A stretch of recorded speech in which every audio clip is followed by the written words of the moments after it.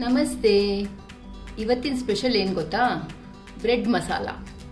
ಇದಕ್ಕೆ ನಾನು regular bread ಅನ್ನು ತಗೊಂಡು ಈ ತರ ಸಣ್ಣಕ್ಕೆ ಹಚ್ಚಿಟ್ಕೊಂಡಿದ್ದೇನೆ.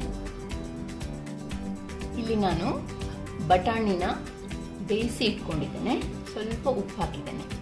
ಆಮೇಲೆ ಕ್ಯಾರೆಟನ್ನ ತುರಿದಿಟ್ಕೊಂಡಿದ್ದೇನೆ, ಟೊಮೆಟೊ ಸಣ್ಣಗೆ ಹಚ್ಚಿಟ್ಕೊಂಡಿದ್ದೇನೆ, ನೀರುಳ್ಳಿನ ಈ ತರ ಉದ್ದಕ್ಕೆ ಸ್ಲೈಸ್ ಮಾಡಿ ಇಟ್ಕೊಂಡಿದ್ದೇನೆ, ಇದು ಕ್ಯಾಪ್ಸಿಕಮ್ ಸಣ್ಣಕ್ಕೆ ಹಚ್ಚಿಟ್ಕೊಂಡಿದ್ದೇನೆ, ಕಾಲಿಫ್ಲವರ್ ಹಾಕ್ಬೋದು, ನಾನು ಹಾಕಿಲ್ಲ.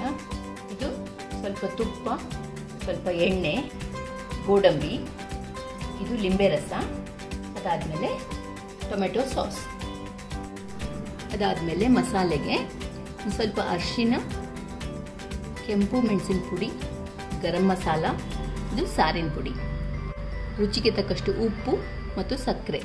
ನಾನಿಲ್ಲಿ ಬ್ರೌನ್ ಶುಗರ್ ತಗೊಂಡಿದ್ದೇನೆ. ಆಮೇಲೆ ಒಗ್ಗರಣೆಗೆ ಸಾಸಿವೆ, ಉದ್ದಿನಬೇಳೆ, ಕಡಲೆಬೇಳೆ, ಜೀರಿಗೆ, ಒಣಮೆಣಸು, ಶುಂಠಿನ ಸ್ವಲ್ಪ ತುರಿದಿಟ್ಕೊಂಡಿದ್ದೇನೆ, ಕರಿಬೇವು. ಈಗ ನಾನು ಮೊದಲಿಗೆ ಸ್ವಲ್ಪ ತುಪ್ಪ ಮತ್ತೆ ಒಂದು ಸ್ವಲ್ಪ ಎಣ್ಣೆ ಹಾಕಿ, ನೀವು ಬರೀ ತುಪ್ಪ ಅಥವಾ ಬರೀ ಎಣ್ಣೆಲ್ಲೂ ಮಾಡ್ಬೋದು.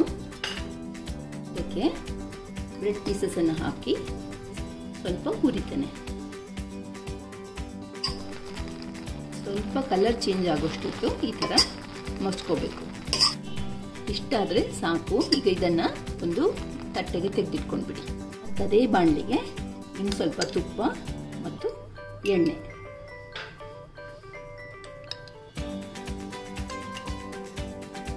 ಬಿಸಿ ಆಗ್ತಿದ್ದ ಹಾಗೆ ಸಾಸಿವೆ, ಉದ್ದಿನಬೇಳೆ, ಕಡಲೆಬೇಳೆ ಕೆಂಪಾಗೋ ತನಕ ಹುರ್ಕೋಬೇಕು.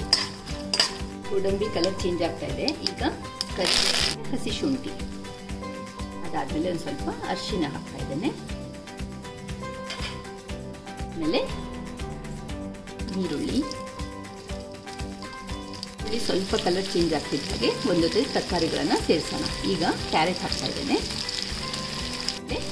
ಕ್ಯಾಪ್ಸಿಕಮ್, ಇದಾದ್ಮೇಲೆ ಟೊಮೆಟೊ. ಒಂದೆರಡು ನಿಮಿಷ ಈ ಥರ ಹುರ್ಕೋತಾ ಇರಬೇಕು. ಬೇಯಿಸ್ಕೊಂಡಿರೋ ಬಟಾಣಿನ ಹಾಕ್ತಾ ಇದ್ದೇನೆ. ಮಸಾಲೆನ ಸೇರಿಸೋಣ. ಕೆಂಪು ಮೆಣಸಿನ ಪುಡಿ, ಅದಾದಮೇಲೆ ಗರಂ ಮಸಾಲ ಮತ್ತು ಸಾರಿನ ಪುಡಿ, ಟೊಮೆಟೊ ಸಾಸ್ ಸೇರಿಸ್ತಾ ಇದ್ದೇನೆ.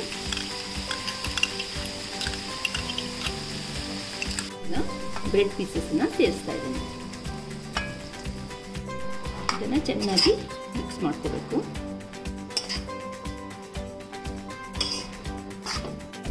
ಲಿಂಬೆ ರಸ, ನಿಮಗೆ ಬೇಕಿದ್ರೆ ಕೊತ್ತಂಬರಿ ಸೊಪ್ಪನ್ನು ಈ ಸ್ಟೇಜಲ್ಲಿ ಹಾಕೋಬಹುದು.